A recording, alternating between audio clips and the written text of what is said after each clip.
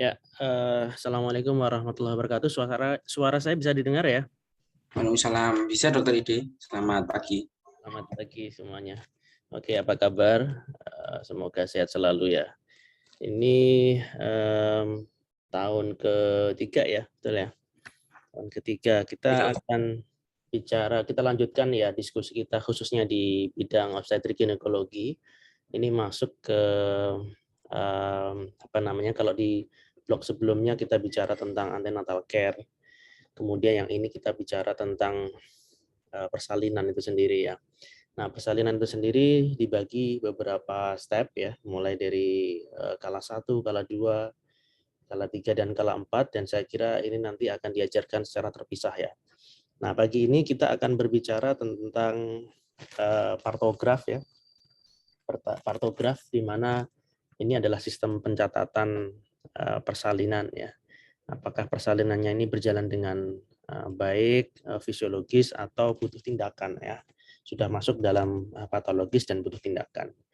Ini saya akan share screen dulu. Kelihatan ya? Sampun Dok. Oke, kita akan mulai.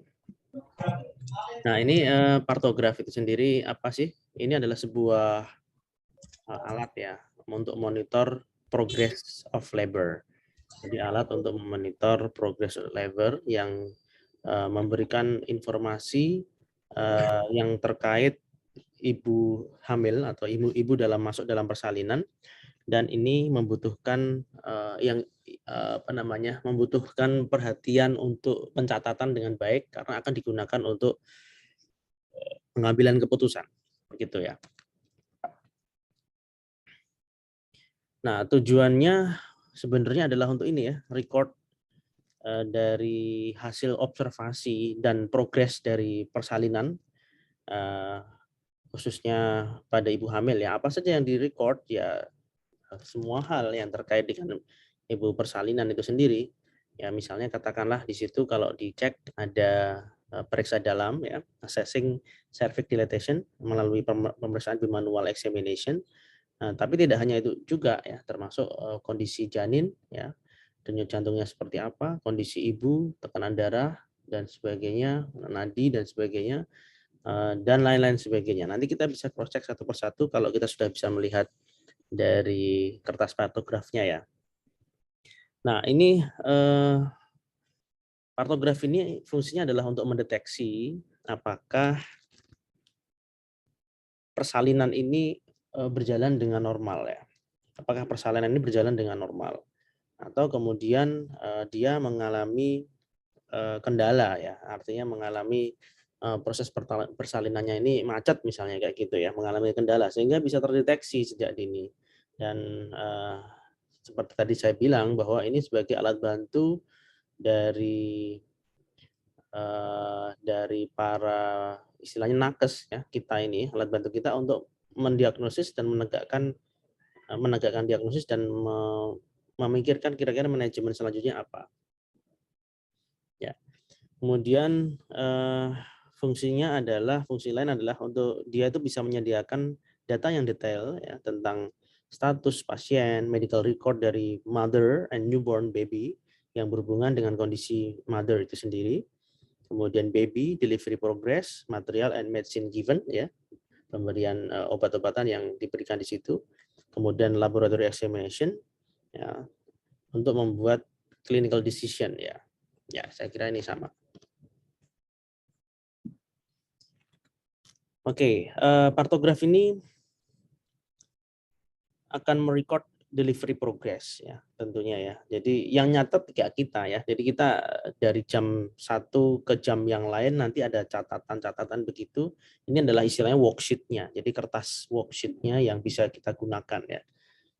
Lalu record the condition of mother and her baby. Jadi dua-duanya baik kondisi ibu maupun kondisi baby atau janin yang dikandungnya itu juga tercatat di satu kertas partograf.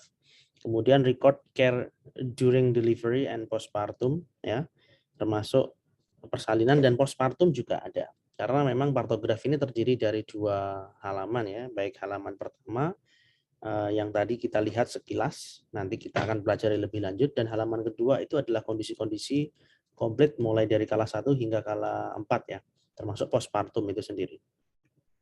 Kemudian yang nomor 4, use recorded information to detect delivery complication at early stage. Ya, tadi sudah saya jelaskan, yang keempat ini sudah saya singgung. Terus kemudian partograf ini use available information to make appropriate clinical decision. Ya, memang tujuannya adalah untuk membantu keputusan klinis ya. Ya, untuk partograf ini harus digunakan pada semua persalinan ya. Nah, dimulai pencatatannya adalah mulai dari active phase ya, stage 1 delivery. Seperti kita ketahui pada di blok sebelumnya, kita tahu ya, yang namanya masuk persalinan, tanda-tanda masuk persalinan itu adalah dimulai dari kontraksi yang teratur begitu, yang diikuti oleh pembukaan serviks, dilatasi serviks, sehingga di situ kalau diperiksa bimanual examination, periksa dalam, itu terjadi penambahan pembukaan serviks, yang diikuti juga dengan lendir darah yang keluar ya. Nah, itu artinya sudah masuk persalinan. Nah, masuk persalinan itu dibagi menjadi dua kan ya, fase laten dan fase aktif begitu ya. Kalau kita review di fase laten itu pembukaan mulai buka 1, buka 2, buka 3 itu masih fase laten. Kemudian masuk ke buka 4, 5, 6, 7, 8, 9 itu masuk fase aktif. Kemudian buka 10 itu artinya sudah kala 2 ya. Sudah memulai awal dari kala 2 ya. Nah, kalau pada partograf ini dia pencatatan pertama kali ya di grafiknya itu adalah di fase aktif ya. Jadi kalau ada pasien datang belum buka 4 ya, masih buka 2 gitu ya, berarti dia belum masuk dalam pencatatan pada grafik partograf ya. Mulainya adalah ya buka 4 begitu. Tapi kalau pada kasus lain, misalnya katakanlah pasien ini datang sudah buka 8 begitu ya, maka tetap dia kan fase aktif nih kalau buka 8, maka tetap langsung dicatat di dalam kertas partograf ya. Oke ya. Nah, jadi semua proses persalinan harus dicatat dalam partograf, baik itu dia prosesnya normal ataupun patologis ya. Oke, jadi partograf ini memang fungsinya adalah sebagai asisten kita ya, untuk pencatatan kita, untuk memudahkan kita para nakes ini untuk ya memonitor sebenarnya ini kemajuan persalinannya terjadi apa tidak. Ya. Oke, terus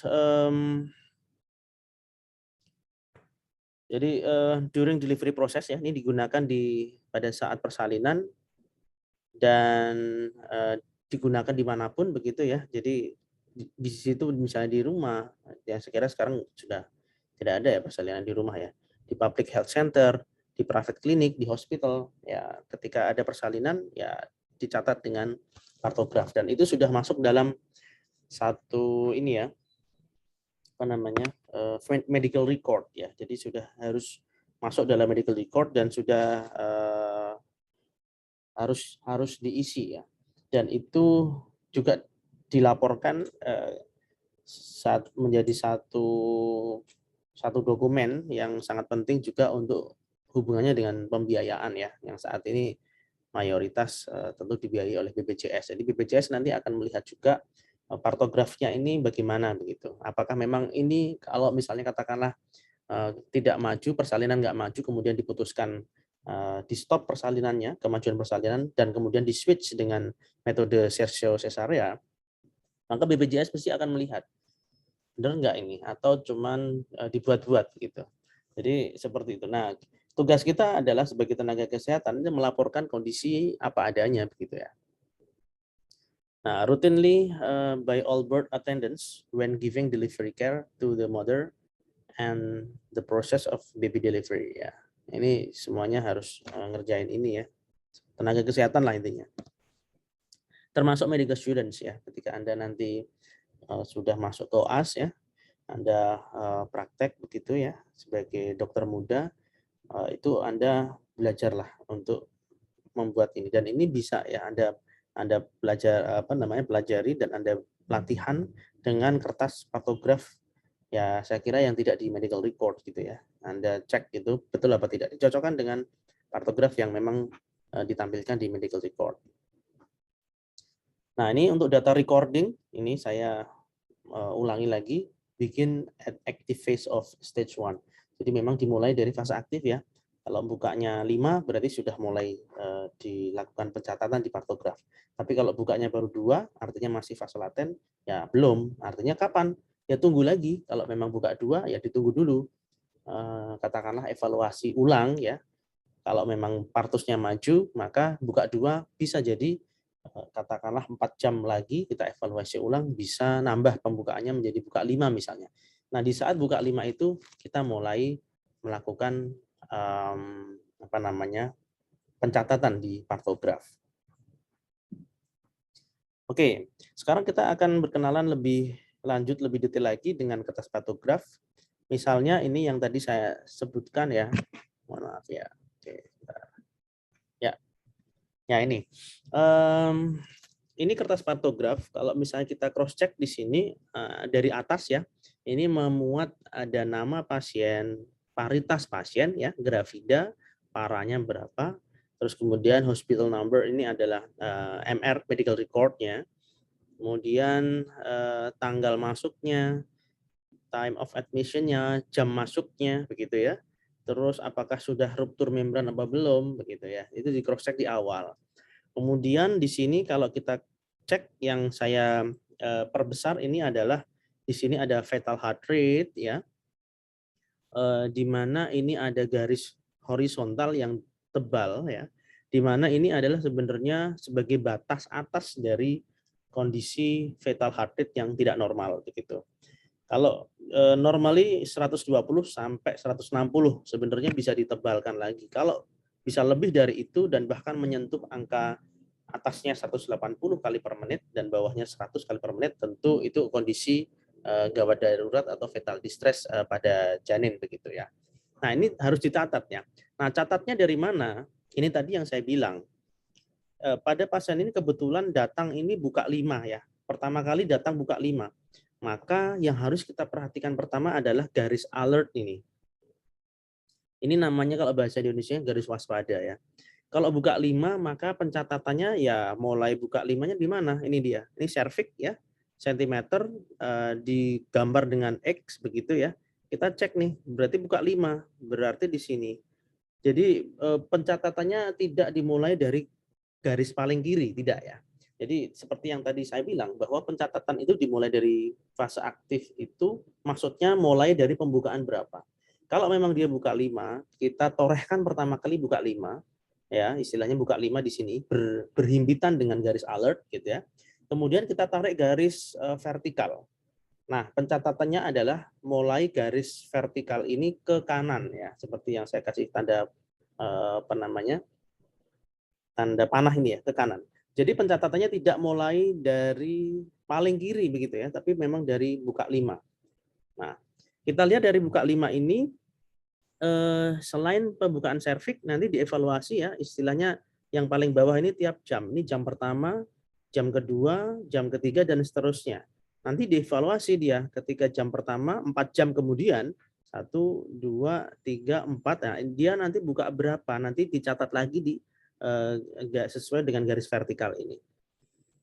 Oke, jadi ini adalah untuk menekankan bahwa kita pencatatannya ya mulai dari fase aktif begitu ya dan mulai buka berapa begitu. Oke. Nah, kalau misalnya sekarang kasus lain ya, kasus lain. Dia datang ya, seorang wanita datang ke klinik Anda misalnya begitu ya. Dia datang ini ternyata bukanya begitu datang bukanya buka 9. Maka Anda harus cross check dulu pertama garis waspadanya mana, diiriskan dengan buka 9. Maka ini ya yang di silang ini, tanda merah silang, ini adalah buka 9. Dan dari tanda silang ini tariklah garis vertikal ya. Maka pencatatan data-data yang lain mulai garis vertikal ini ke kanan ya. Jadi ini yang sebelah kiri dari garis vertikal ini dibiarkan kosong ya. Jadi ini kosong nih, kosong. Ya, maka jam pertamanya dia ini harusnya diganti nih. Jam pertamanya berarti yang di sini. Ini jam pertama. Jam ke-0 jam pertama ya. Jadi angka 5, angka 6 ini harusnya bukan angka 5, angka 6 tapi angka 0, angka 1. Seperti itu. Ya, pencatatannya intinya adalah mulai dari buka berapa di fase aktif, baru kemudian ditarik garis vertikal dan ke kanan ya. Ya, ini lebih detail lagi ya. Information about mother, nama, usia, gravida para abortus, medical record number, date of time, date and time when care begins, time of fetal membrane rupture. Jadi tadi sudah saya singgung ya. Kita lanjutkan aja. Fetal condition ya, fetal heart rate ini tadi ya sudah kita singgung juga. Note and record FHR every 30 menit ya. Jadi tadi kalau Anda lihat waktu di bawah, 2 kotak ini artinya 1 jam ya. Otomatis antar kota ini 30 menit. Ya, satu kotak kecil ini adalah mewakili 30 menit. Ya, jadi catat kalau fetal heart rate lebih bagus ini dicatat tiap 30 menit ya.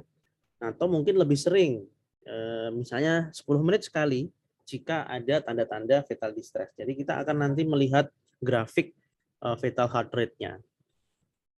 Oke, ini every box represent 30 menit.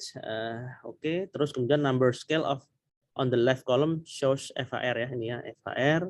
Record FHR by adding dot mark on the appropriate line related with number showing FHR ya. Jadi gambar aja nih naik turun dan sebagainya.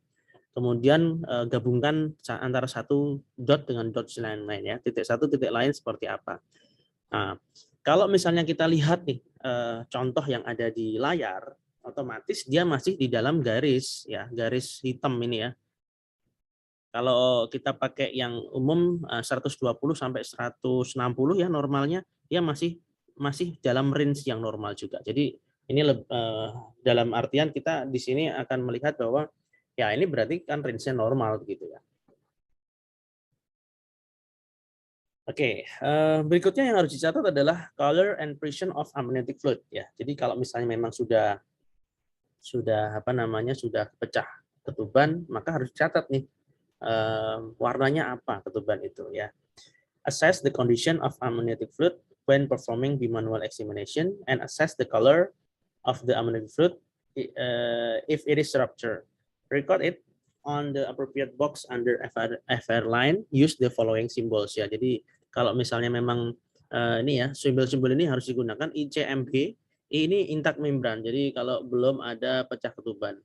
Yang C ini rupture membrane tapi clear fluid ya. Jadi ketubannya ini jernih ya. Yang M rupture membrane dengan meconium stain fluid ya. Jadi lebih kehijauan begitu. Yang B blood stain fluid ya. Nah, ini tahunya dari mana? Dari periksa dalam ya, pada saat periksa dalam. Kemudian perlu dicatat juga molase dari kepala, molase. Ya, molase assessment can be done on every bimanual examination. Jadi sembari kita memeriksa tadi ya, pembukaan, meriksa ada pecah ketuban atau tidak, juga perlu dicek molase. Record all finding on molase box using the following symbol ya. Apakah 0, 1, 2, 3. Jadi molase itu adalah overlapping. Apakah ada tidaknya overlapping antar tulang di kepala ya. Misalnya katakanlah di situ ada os parietal ya dengan os frontal begitu ya. Apakah saling overlapping atau tidak satu sama lain ya. Nah, kalau misalnya kalau kita lihat nih di angka 3 nih, ini overlapping, sutura overlapping and not reducible. Jadi memang overlapping yang kuat itu artinya tanda bahaya, tanda yang nggak baik itu. Artinya janin ini kayak semacam terkompresi nih kepalanya nih. Kalau dia presentasi kepalanya itu terkompresi sehingga menjadi artinya gini, panggulnya ini mungkin akan agak sempit begitu untuk dilalui oleh janin ya. Artinya ini menjadi sesuatu hal yang menjadi perhatian dari kita ya ketika overlapping gitu ya. Nah, kalau kita lihat di angka 0 ini cephalic bones separated ya. Head sutures is easily palpable. Ya, ini artinya tanda-tanda yang baik begitu. Artinya lebih ke arah angka besar 1, 2, 3 ya. Jadi itu artinya kita ada catatan. Biasanya juga kalau memang ada molase yang tinggi, ya, molasenya berat begitu ya. Ini berhubungan juga dengan fetal distress, sehingga di cross check nanti kalau memang pada periksa dalam ketika dicek ketemu molase 3 misalnya gitu ya. DJJ-nya berapa DJJ-nya? Nah, apakah DJJ-nya itu naik ya? Katakanlah sampai menyentuh angka 180 atau iya atau tidak gitu ya. Kalau memang itu terjadi kan akan terekam, akan terbaca, akan terekam dalam partograf dan akan terbaca. Sehingga memudahkan kita para klinisi ya untuk mengambil keputusan. Loh kok ini ada molase seperti ini dan denyut jantungnya juga distres. Berarti ya alangkah baiknya kalau kita hentikan saja ini persalinan pervaginamnya, kita switch ke metode persalinan seksiosesaria. Misalnya seperti itu keputusannya. Nah, untuk aplikasinya seperti ini ya. Contoh misalnya ini tadi ya, amniotic fluid, ini tadi fetal heart rate sudah saya jelaskan. Kemudian amniotic fluid kalau memang clear ya, dia pecah tapi kemudian warnanya jernih atau clear, maka diberikan simbol C ya. C begitu.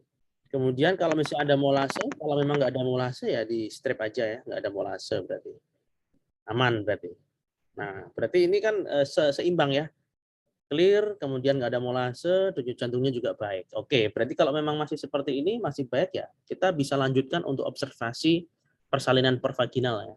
Artinya kita bisa lanjutkan sampai dia ibu hamil ini bisa melahirkan babynya dengan baik, dan dengan pantauan seperti ini, denyut jantungnya juga nggak masalah seperti ini, baby akan lahir dalam kondisi yang bagus dengan Apgar score yang tinggi juga. Oke, berikutnya adalah progress of delivery process ya. Yang pertama cervix dilatation ya. Assess and record cervix dilatation setiap 4 jam ya. Jadi untuk 4 jam sekali Anda assess, pembukaannya ada berapa, apakah bertambah atau tidak ya. Atau lebih pendek dari 4 jam ya. Anda bisa cek tiap 2 jam gitu ya.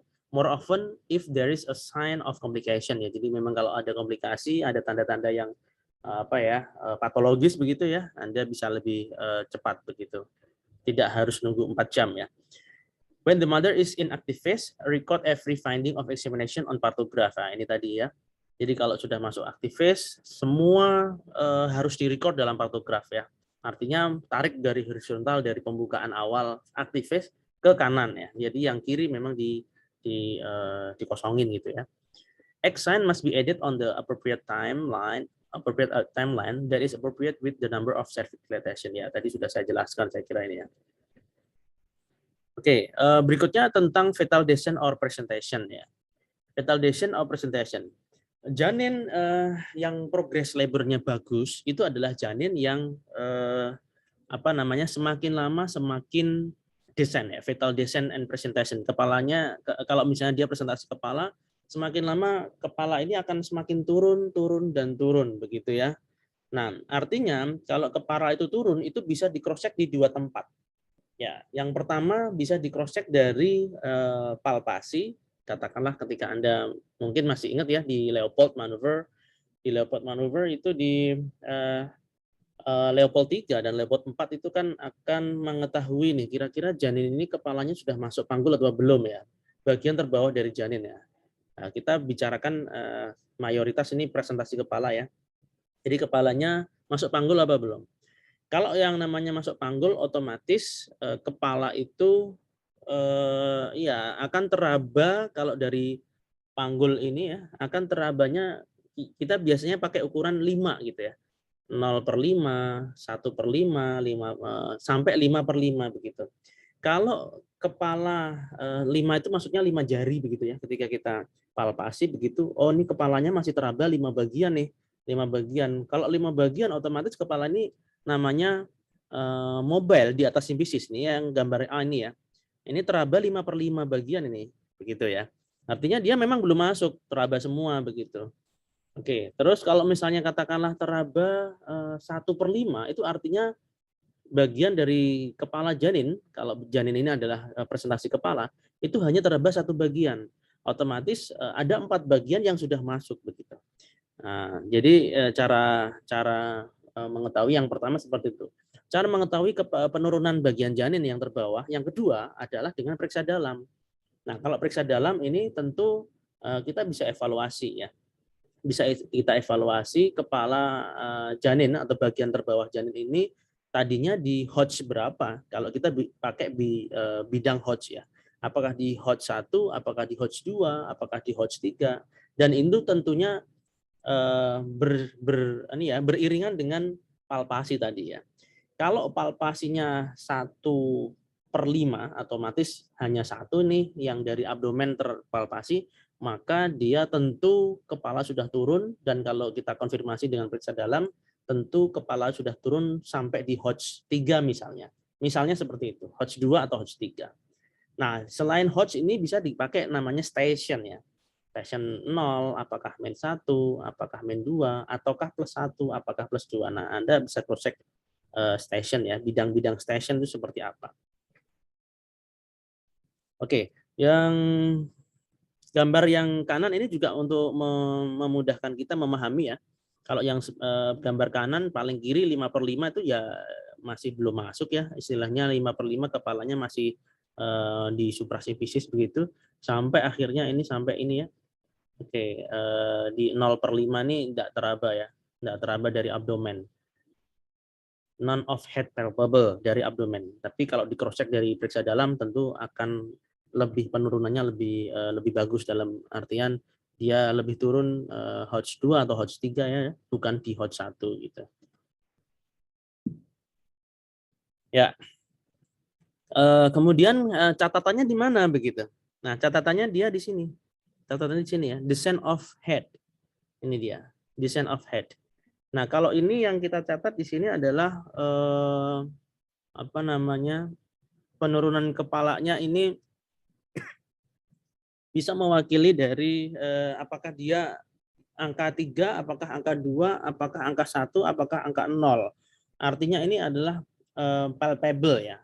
Artinya penurunannya apakah 3/5, kalau 5/5 atau 4/5, saya kira kalau fase aktif ya nggak sejalan gitu ya. Kalau memang fase aktif sejalan, di sini cuman diberikan paling nggak 3, 4 atau 5 begitu. 3/5 otomatis di sini ya kita tulis pakai dots gini 3/5, terus kemudian kalau memang turun sampai sini artinya 0/5 begitu ya. Ya, secara keseluruhan dan pencatatannya dari mana ya, mulai dari fase aktif tadi ya, mulai garis vertikal tadi ke kanan ya. Oke, ini adalah contoh ya, alert line dan action line. Kalau di bahasa Indonesia namanya garis waspada dan garis bertindak ya. Contoh misalnya katakanlah dia di pertama kali dia datang itu bukanya 6 gitu ya. Maka kita cross check di sini, dikasih buka 6, kemudian ini jam ke-0 harusnya ya. 1 jam kemudian dia dievaluasi ternyata bukanya lengkap. Nah, kalau buka lengkap tuh otomatis dia bukanya 10 begini. Nah, ini yang kita harapkan adalah pembukaannya itu di sebelah kiri garis waspada. Artinya memang bagus sekali nih. Ya, di area ini bagus banget. Di area pembukaan lengkapnya di antara garis waspada dan bertindak, nah, misalnya di area ini ya, ya cukup bagus begitu ya. Tapi kalau di area bertindak ya tentu itu adalah kita perlu perlu apa ya, perlu lebih waspada ya. Artinya ketika bertindak itu bertindaknya itu apakah langsung sesar? Belum tentu ya. Bertindaknya itu maksudnya kita bisa lakukan mungkin augmentasi atau stimulasi persalinan. Katakanlah kita cek hisnya kok lemah begitu ya. Kita harus cek tambahkan obat-obatan oksitosin misalnya. Untuk apa? Oh ya, supaya hisnya bertambah. Nah, itu termasuk bertindaknya seperti itu ya. Sehingga janin pun bisa lahir ya di area sebelah kanan dari garis bertindak ini ya. Tapi tentu biasanya berhubungan juga dengan ini apa namanya kondisi kesehatan janinnya. Kalau yang lebih cepat artinya lebih baik, tapi kalau paling kecepatan juga nggak baik juga begitu ya. Ada partus precipitatus juga nggak baik juga. Bisa ada kaitannya dengan komplikasi-komplikasi yang lain. Nah, ini kalau yang normalnya ya istilahnya rata-rata bisa aja ya waspada, ini sejalan ya. Tiap jam kalau misalnya mau dievaluasi tiap jam itu sebanding begitu ya. Ya, dari buka 7, lalu buka 8, lalu buka 9, lalu buka 10 gitu. Nah, Ada lagi yang seperti ini ya, ketika dievaluasi 4 jam tadinya buka 7, ya tetap buka 7. Nah, inilah yang harus kita waspadai. Ya, karena kalau kita lihat seperti ini otomatis janin ini bisa nabrak garis bertindak nih. Nah, maka perlu dilakukan tindakan-tindakan tadi ya. Bisa bisa stimulasi, bisa switch SC juga bisa ya kalau misalnya terjadi apa namanya? Setelah dinilai misalnya katakanlah mau nabrak garis bertindak atau sudah nabrak garis bertindak, tapi denyut jantungnya katakanlah fatal distress gitu ya. Katakanlah tiba-tiba deselerasi sampai denyut jantungnya 80 kali per menit misalnya. Nah, maka fatal distress kita bisa switch ya. Jadi tergantung dari kondisi klinis. Dan kita tahunya dari mana? Ya tentu dari data-data pasien tadi yang sudah kita cross check di kartograf ya. Oke, ini time of the beginning of active phase of delivery process ya. Lalu actual time of examination or assessment. Nah, ini dia nih. Ini harus dicatat juga ya. Jamnya jam pertama, jam ke-0, jam ke-1, jam kedua. Kalau time ini adalah actualnya. Jam berapa waktu Indonesia Barat misalnya ini jam 9, jam 10, jam 11 atau jam berapa. Jadi biar nggak bingung dan memudahkan kita semua. Oke, di bawah dari alert and action, garis alert and action ini ada pencatatan kontraksi. Ya, pencatatan kontraksi uterus itu setiap 10 menit kontraksi frekuensi dalam 10 menit ya. Dalam 10 menit ini ada berapa kali kontraksi gitu ya. Dan lamanya, durasi dari kontraksi itu sendiri. Nah, di gambar ini ada beberapa simbol nih ya. Dengan dot seperti ini kecil-kecil, ini kalau durasinya 20 detik ya dalam sekali kontraksi. Tapi kalau sudah arsir ini, miring ini artinya 20 hingga 40 detik dalam sekali kontraksi. Kalau yang hitam black ini ya, ini di block black ini, more than 40 second, berarti baik. Yang bagus juga kalau fase aktif itu targetnya kan 4 ya, 4 kali sampai 5 kali kontraksi dalam 10 menit ya. Artinya ini di bloknya sampai sekian ya.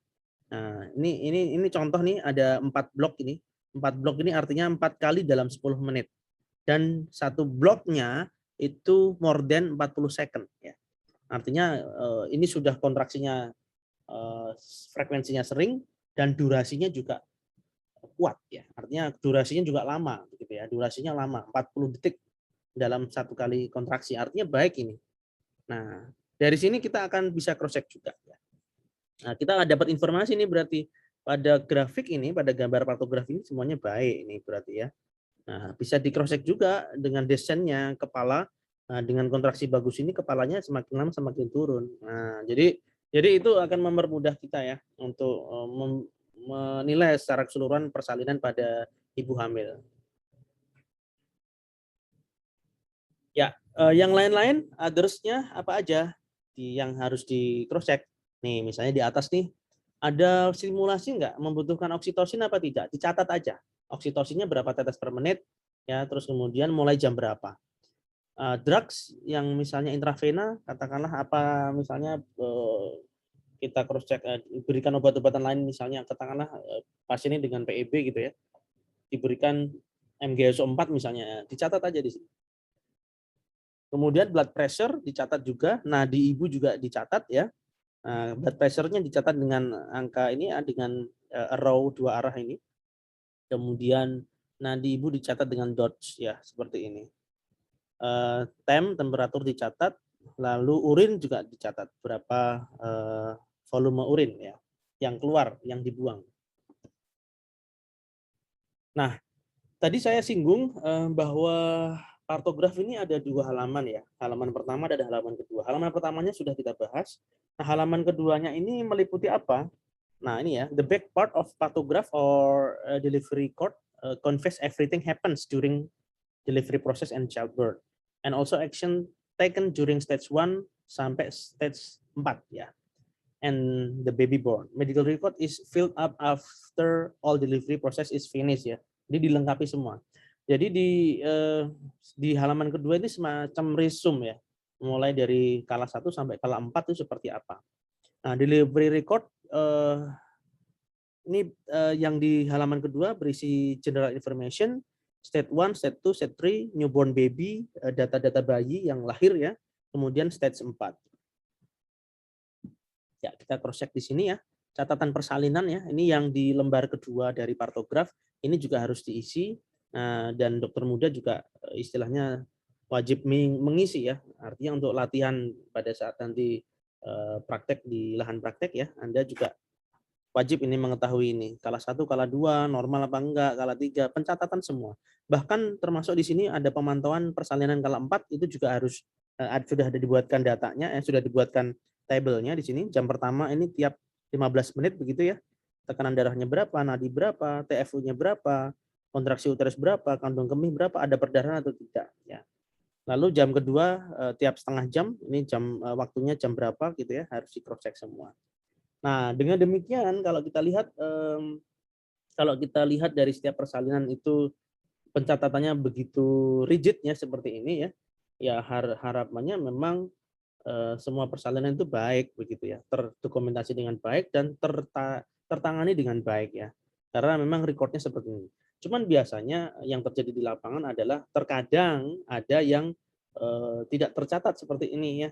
Otomatis kalau misalnya ada terjadi problematika pada suatu kasus begitu, itu kita akan lebih sulit untuk merefleksikan dan mengambil pelajaran dari kasus-kasus tersebut ya.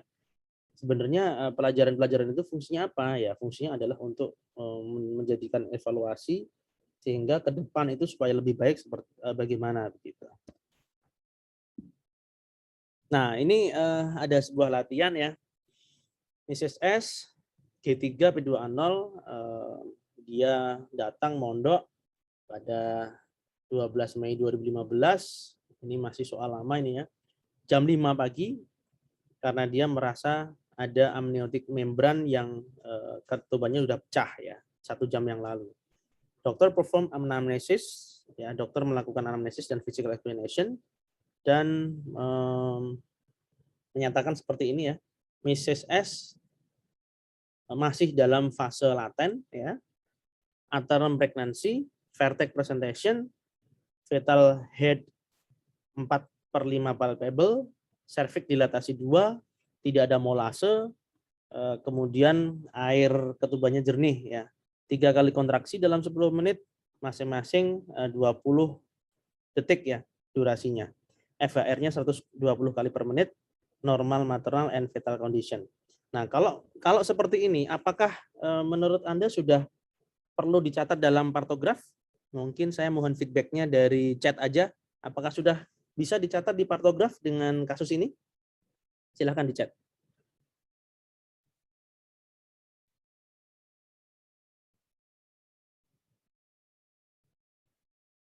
Belum ya? Oke. Thank you. Terima kasih. Ya, ya, ya. Jadi alasannya belum karena memang masih fase laten ya. Makasih yang sudah memberikan feedback ya. Ya. Oke. Nah, terus kemudian di sini dilanjutkan. Pada jam 9 dokter melakukan evaluasi. Ditemukan fetal head-nya 3/5 palpable ya. Cervix dilatasi 5. Clear amniotic fluid ya, 4 kali kontraksi dalam 10 menit, masing-masing 40 detik ya. Dan FHR-nya 120 kali per menit, blood pressure 110/70, pulse-nya 80 kali per menit, time-nya 36,8 derajat Celcius. Urine output 200 ml dan no trace acetone and protein. Catatannya Mrs. S ini dalam kondisi active phase, jadi artinya inilah saatnya kita mulai mencatat dalam partograf ya. And this information is plotted on the partograph ya. Cervical dilatation is plotted on the alert line. Cervical dilatation progress at the rate of 1 cm per jam. Kita cross check dulu. Ya. Kemudian pada jam 14 ya, the doctor perform physical examination and found that fetal head rate-nya 0/5. Otomatis ini sudah turun ya. Kalau tadi teraba 3/5, ini 0/5. Kemudian cervix fully dilated ya. 5 kontraksi dalam 10 menit dan masing-masing durasinya 40 detik ya. Pada 14:20 ini terjadi persalinan ya.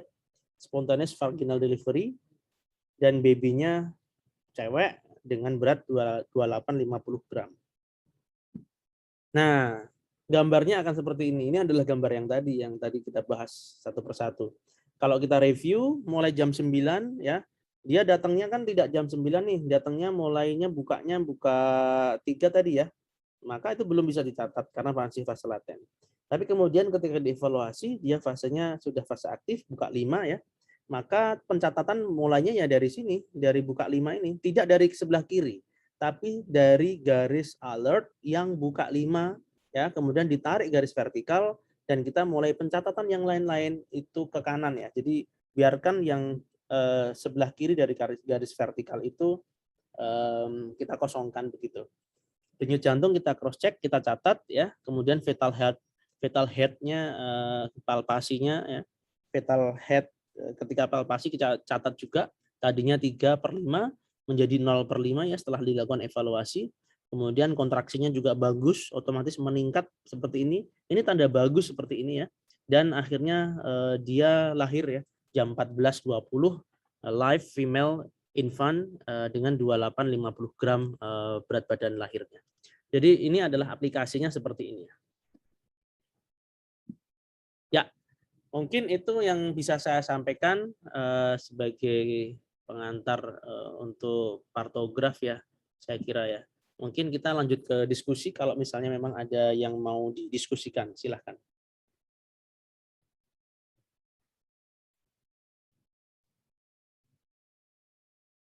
Mohon izin bertanya, Dokter Ide. Silahkan, Mas Yogi. Oke, berarti untuk apa namanya, Dok, menunggu kelahiran itu sebenarnya tidak ada batas maksimalnya sih, Dok. Maksudnya dari datang hingga ke kelahiran gitu, Dok. Soalnya saya pernah mendengar bahwasanya ada pasien datang mau melahirkan, kondisi fisik normal, lalu tanda vital juga normal. Cuman sama dokternya itu langsung dikasih inform konsen, Bu, ini saya tunggu 2 jam, kalau nggak bisa langsung SC ya, seperti itu, Dok. Terima kasih. Oke, terima kasih Mas Yogi. Oke, tentu kalau data-data tadi kan belum komplit ya Mas Yogi ya. Kalau yang Mas Yogi sampaikan data-data belum komplit. Apakah janin tersebut usia kehamilannya aterem apa tidak? Berapa minggu? Yang kedua, apakah kondisinya dia IUGR atau tidak? Apakah kemudian dia kondisinya dalam kondisi bagus, fetal DJJ-nya baik atau fetal compromise atau fetal distress? Apakah ada ketuban pecah atau belum? Nah, itu masih banyak yang perlu didiskusikan, Mas. Jadi kalau yang seharusnya kalau memang semuanya baik ya, dalam artian gini, presentasinya kepala, janinnya kondisinya baik, terus kemudian tidak ada low laying placenta, placentanya baik-baik aja, tidak menutupi jalan lahir. Artinya tidak secara passage, secara jalan lahir itu dia terbuka dan bisa lahir normal begitu ya. Nah, terus kemudian TBJ-nya taksiran berat janinnya cukup, tidak ada istilahnya tidak ada DKP, tidak ada disproporsi kepala panggul. Otomatis kita prediksi dia bisa lahir secara normal dan sudah terjadi persalinan misalnya, sudah ada kencang-kencang. Maka ya kita ini Mas, kita lakukan pengawasan persalinan dengan bantuan partograf. Tapi kalau ada hal-hal yang saya sebutkan tadi ya, ternyata kok misalnya plasentanya ada plasenta previa, maka ya itu memang nggak ada jalan lain Mas, itu harus langsung sesar begitu ya. Atau misalnya katakanlah dia presentasinya adalah letaknya lintang misalnya. Lintang pada kehamilan aterem ya. Nah, maka itu juga istilahnya bisa kita switch ke sesar misalnya seperti itu. Nah, jadi hal-hal seperti itu yang harus kita cross check dulu Mas, yang di pertanyaannya tadi apakah kondisi-kondisinya seperti apa begitu. Misalnya datang dia sudah fetal distress ya. Udah kenceng-kenceng tapi fetal distress, ya langsung switch sesar begitu. Jadi sebelum kita catat ya kita sudah tahu diagnosisnya nih. Diagnosisnya ini udah ada gawat darurat nih ya. Manajemennya tentu lebih proaktif ya. Tidak kita tunggu dulu, kita catat lagi wong memang sudah ada patologis. Demikian Mas Yogi. Oh, baik, Dok, izin follow up. Berarti memang ketika semuanya itu normal dan memang memungkinkan untuk sesar, mohon maaf, untuk normal itu berarti tetap kita kawal sampai ke persalinan begitu sih, Dok. Memang ini adalah untuk yang istilahnya dari awal memang fisiologis, tidak ada hambatan apapun yang memang kita rencanakan, kita prediksi untuk lahir secara normal. Begitu Mas Yogi. Oh, nggih, baik Dokter Ide, terima kasih. Iya, sama-sama. Ada lagi? Silahkan.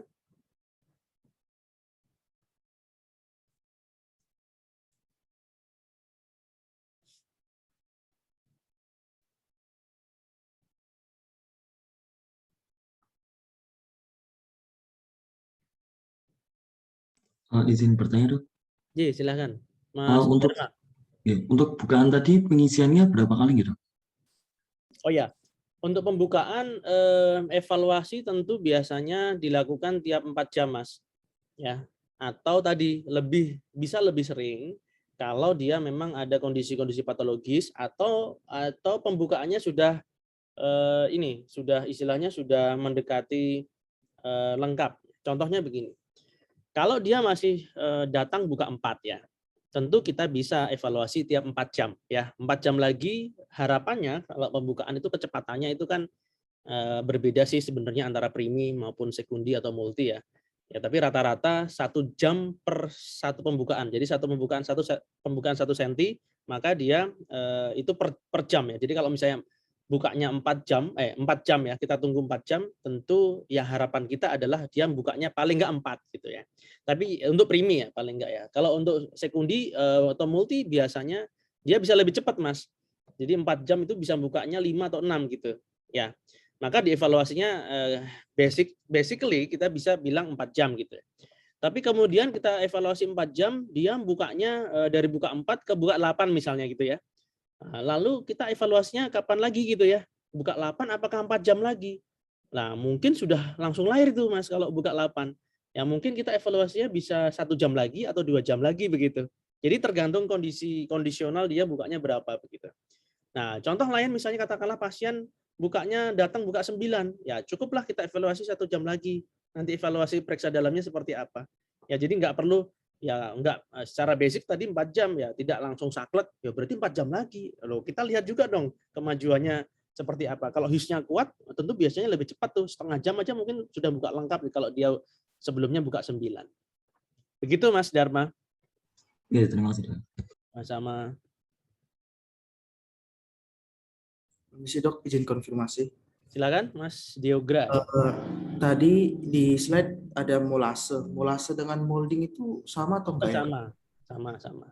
Sama Mas, sama. Jadi itu adalah ya tadi molase antara struktura itu bertumpuk apa tidak begitu ya.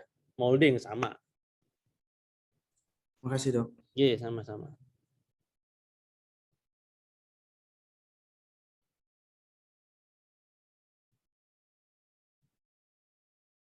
Nah, oke. Jadi dari partografi ini sebenarnya adalah gabungan dari beberapa skill yang sebelumnya ya.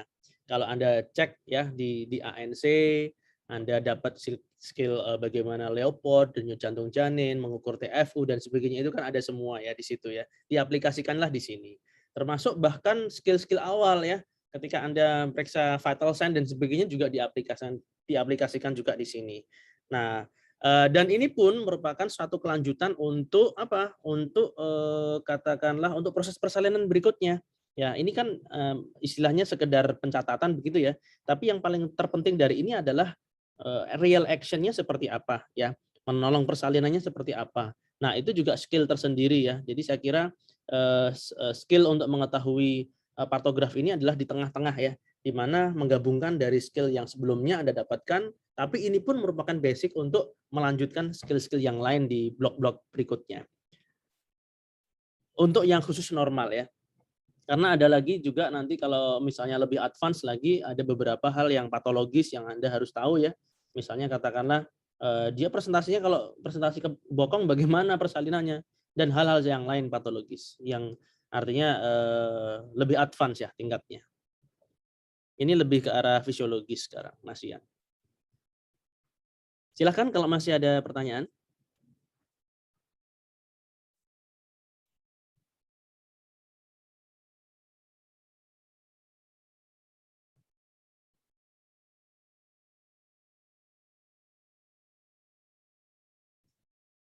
Oke ya, saya kira mungkin cukup ya, cukup jelas apa cukup nggak jelas ini? Jelas Dok. Ya, semoga bermanfaat ya. Ya, terima kasih atas perhatiannya. Terima kasih atas pertanyaannya dan partisipasinya. Mohon maaf atas segala kekurangan. Saya akhiri aja ya. Wassalamualaikum warahmatullahi wabarakatuh. Waalaikumsalam warahmatullahi wabarakatuh. Terima kasih Dokter Banyak Rizky. dokter. Terima kasih, Dok.